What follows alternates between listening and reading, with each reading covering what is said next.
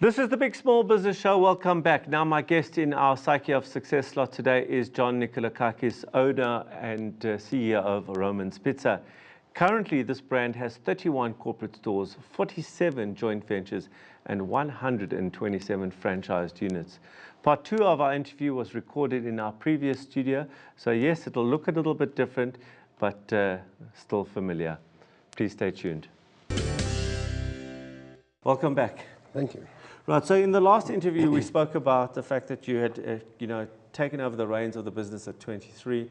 Your father had, I think it was 26, was it 25, 26, somewhere there. Operations. You had a secretary, a warehouse manager, and perhaps one other person. And now you've built it into like the huge business that it is today. 1,200 people on your payroll. And a very well-known brand. Obviously, the journey went like this and will continue to do so. I want to start off by talking about those different types of the joint venture, the franchise, etc.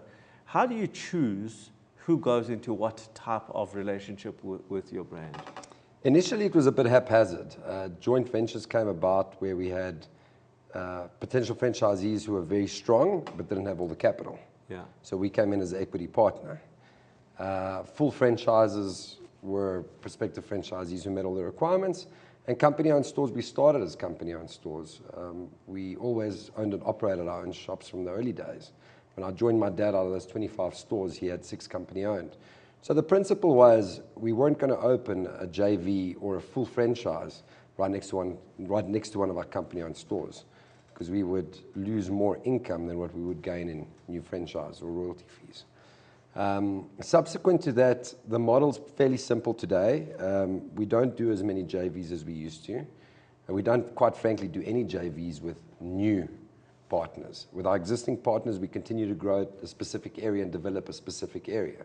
So if a great site comes up 3, 4, 5 kilometers from an existing store, that JV partner will take it up. That company, that joint venture company, will open that business.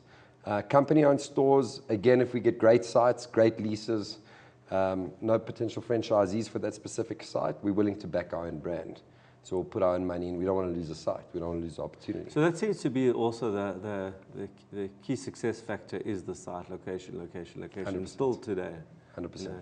And how do you see the likes of online, the Uber Eats, etc., affecting the model or how your model operates? South Africa is a strange place. We're the only branded fast food player of our size that does no home delivery whatsoever. And yet we have some of the busiest pizzerias in the country. So I think there are misconceptions that we're all trying to be first world, when we're not really the Western world at the moment. We have our own dynamic in South Africa. And not everything that works overseas necessarily works here. I do think there's a place for online. I don't think that's the most important factor, though. The convenience factor isn't as important as some other hygiene factors, price, quality, in the consumer's mind, especially in the fast food space. So we are developing an online portal, but it's not a priority for us. People ask us, will you ever deliver? We might. The day might come. But to date, we haven't needed to. We are a discount, and that's our positioning. So I guess it will evolve. We will catch up with the Western world, but might be 5 years, might be 10 years. Right now, there isn't a major demand for it. So let's come back to also the start at 23, a handful of employees, now 1,200. Like, what goes on in your mind as you keep growing? I mean, you got to look back now. I mean, how old are you now? I'm 39. 39. You have to look back now at the last 16 years and say, how did I do that? I mean, you didn't believe you'd have 1,200 people, did you? I didn't believe it, but I'll be honest with you. I look back and I say, why don't I have 500 stores today? Yeah. But yeah, look, it's been challenging. The biggest challenge was growth. I think growing any business and scaling it is the biggest challenge any entrepreneur faces. And initially, I'd try to find out. I'd go to conference. I believe in learning, and I believe we can learn from anyone. So I try and learn as much as I can. I've got other CEOs as mentors. But at the time, as we started growing, I was doing everything. Between me and my father was still involved. We were doing a combination of stuff between us. And eventually, the litmus test for a new employee was, okay, I can't do everything anymore. So I heard about a thing called a new business and development manager. I didn't even know what that was. I went to a conference and I heard about it. I heard that they were responsible for finding new franchisees and sites. Then I'd say, okay, but if I employ this gentleman, he's only going to work half a day. And at the salaries that I had to employ management at, they were comparable to a full store's profits at the time. So it was a very difficult transition. You've got to get your mindset into, I can't grow on my own. And that challenge has gotten worse to the point that about 12 months ago, I actually realized that this business had peaked. There was no way to grow any further because the Romans ran through me. The whole organization, I was in the center of the organization. Knock on wood, I passed away tomorrow. And my father passed away as well. There's no continuity. And we started dropping too many balls. So it's about the same, the apple doesn't fall far from the tree, control issues.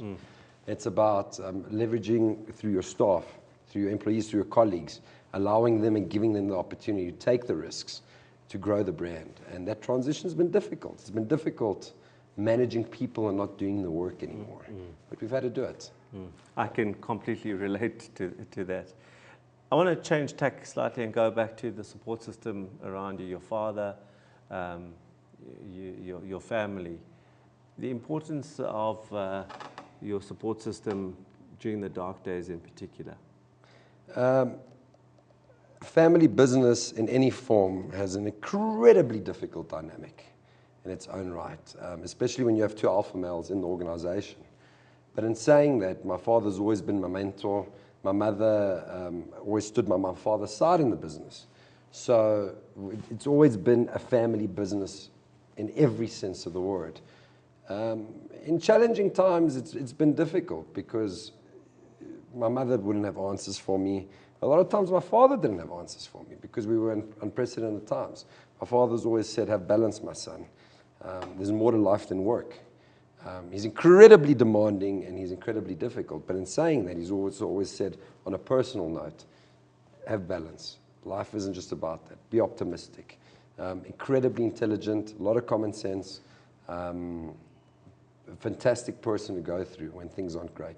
But it is challenging. My advice to any CEO out there is find a group of mentors if you can, or like-minded people to a certain degree who can be your support structure in difficult times. Because it's true what they say, it's lonely at the top.